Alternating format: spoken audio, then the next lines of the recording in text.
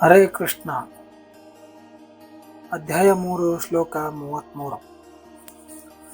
ಈ ಶ್ಲೋಕದಲ್ಲಿ ಪ್ರತಿಯೊಬ್ಬನು ತಾನು ತ್ರಿಗುಣಗಳಿಂದ ಪಡೆದ ಸ್ವಭಾವಕ್ಕೆ ಅನುಗುಣವಾಗಿ ನಡೆಯುತ್ತಾನೆ.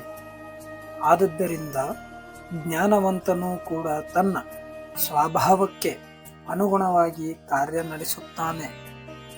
ನಿಗ್ರಹದಿಂದ ಫಲವೇನು? ಭಾವಾರ್ಥ: ಶ್ರೀ ಕೃಷ್ಣ ಪ್ರಜ್ಞೆಯ ಆಧ್ಯಾತ್ಮಿಕ ವೇದಿಕೆಯಲ್ಲಿ ನೆಲೆಗೊಳ್ಳದಿದ್ದರೆ ಮನುಷ್ಯನು ಐಹಿಕ ಪ್ರಕ್ರಿಯೆಯ ಗುಣಗಳ ಪ್ರಭಾವದಿಂದ ಬಿಡಿಸಿಕೊಳ್ಳಲಾರ.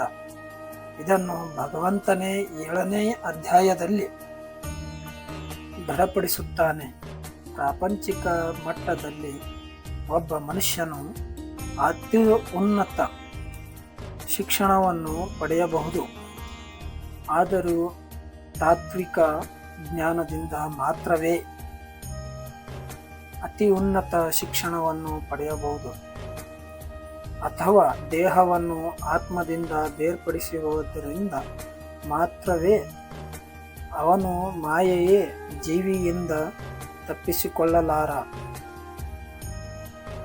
ಆಧ್ಯಾತ್ಮಿಕತೆಯ ಶಾಸ್ತ್ರದಲ್ಲಿ ಬಹು ಪರಿಣಿತರೆಂದು ಹೊರಗೆ ತೋರಿಸಿಕೊಂಡು ಆಧ್ಯಾತ್ಮಿಕ ಜೀವಿಗಳೆಂದು ಕರೆಸಿಕೊಳ್ಳುವವರು ಎಷ್ಟು ಮಂದಿ? ಆದರೆ ಅಂತರಂಗದಲ್ಲಿ ಅಥವಾ ಗುಟ್ಟಾಗಿ ಅವರು ಸಂಪೂರ್ಣವಾಗಿ ಪ್ರಕ್ರಿಯೆಯ ಗುಣಗಳಿಗೆ ಅಧೀನರಾಗಿರುತ್ತಾರೆ.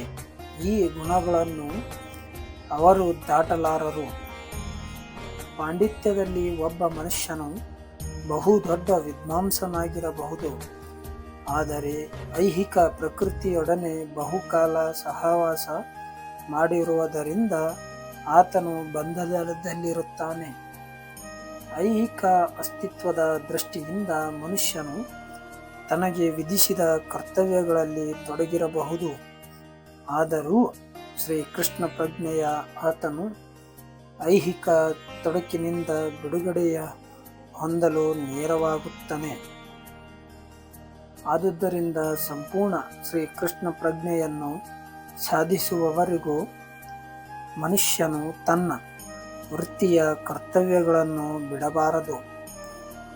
ಯಾರೂ ಇದ್ದಕ್ಕಿದ್ದಂತೆ ತನ್ನ ನಿಯಮ ಕರ್ತವ್ಯಗಳನ್ನು ತ್ಯಜಿಸಿ ಕೃತಕವಾಗಿ ಯೋಗಿ ಅಥವಾ ಆಧ್ಯಾತ್ಮಿಕವಾದಿಯಾಗಿರಬಾರದು.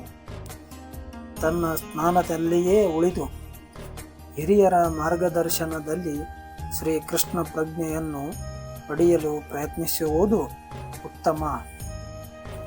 ಹೀಗೆ ಮನುಷ್ಯನು ಶ್ರೀಕೃಷ್ಣನ ಮಾಯೆಯ ಹಿಡಿತದಿಂದ ಪಾರಾಗಬಹುದು ಎಂದು ಈ ಶ್ಲೋಕದಲ್ಲಿ ವಿವರಿಸಿದ್ದಾರೆ.